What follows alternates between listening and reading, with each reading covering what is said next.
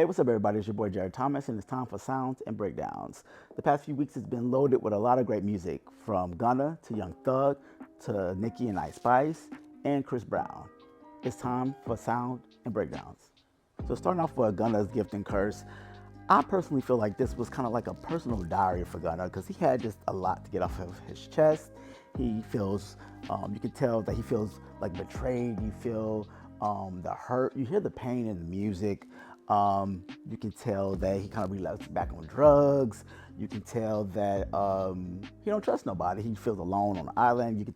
He mentions all the money he's lost and all the relationships that he once had and thought that were his brothers are like just not there no more. So I felt like it was kind of like a personal diary of him just getting shit off his chest and just showing how he really feels about the whole situation. I want to commend him for number one, having no features. Like, that's a heavy feat, especially for rappers in today's game. For him to execute and attack this album by himself with no cosigns or features kind of speaks to the level of talent Gunna have. I was kind of surprised that I really enjoyed the album, and towards the end of the album, I was like, wait a minute, he had absolutely no features. He stand alone. And I think a lot of rappers in today's game can't do that. Next on the list, Young Thug, Business is Business. Now, this is highly anticipated because a lot of people been waiting on this because they're trying to see if he's going to allude to anything, if he's going to say something on the records that states that Gunna did it. So a lot of people just kind of been waiting for this moment. And there's a few things that I instantly recognize when listening to this album. Number one, Gunna's tone, like he's rapping in a different tone in his voice. He does some of his normal high pitch, playful vibe, but he's using the chord like just a deeper tone, if you will, on some of these songs, and he sounds completely different.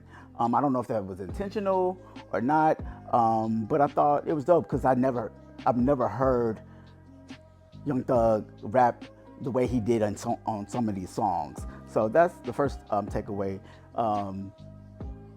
Second takeaway is this album was loaded with features. Unlike Gunna, who had to send a load, like he had features from Drake, a few songs with Drake, Future, 21 Savage, Travis Scott, Lil Uzi Vert, just to name a few. So it was very loaded with features. So I, by default, was like, okay, how would this be if he stood alone like Gunna?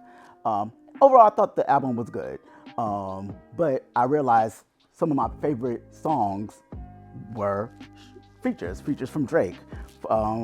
And Future, for example, "Cars Bring Me Out," one of my favorite songs on the album, featuring Future.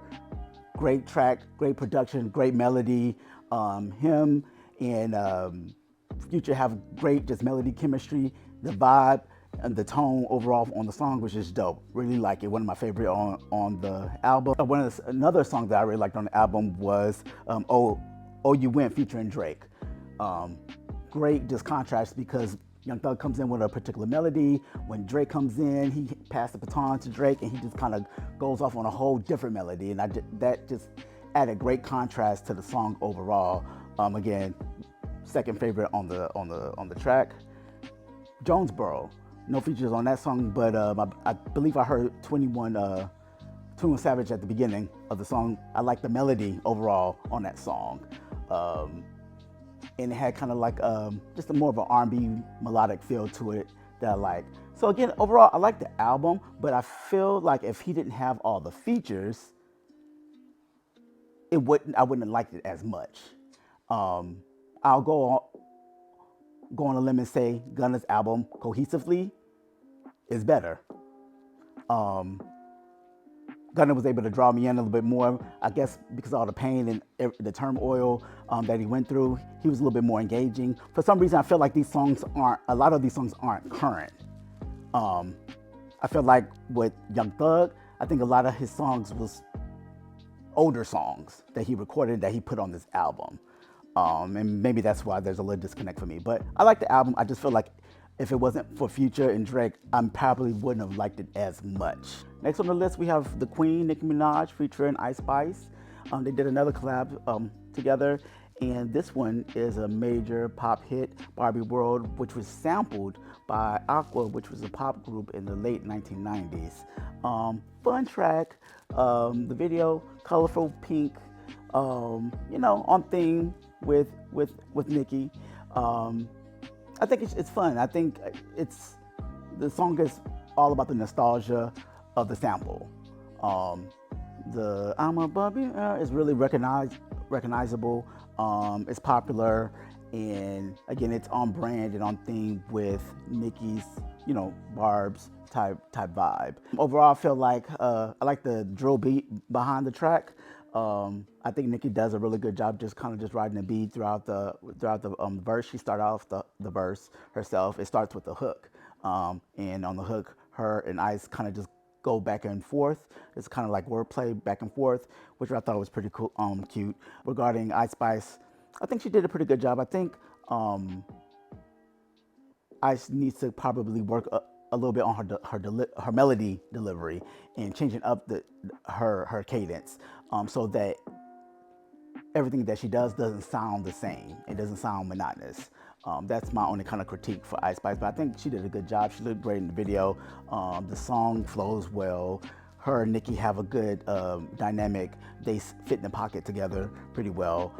I just don't want her to get kind of typecast in this one melody that she normally does, and just one sound per se. I think she kind of should, as her career evolves, I think she should try to kind of experiment with some different melodies and different projections with her voice, because you can tell she's comfortable in a certain pocket, and I think she needs to kind of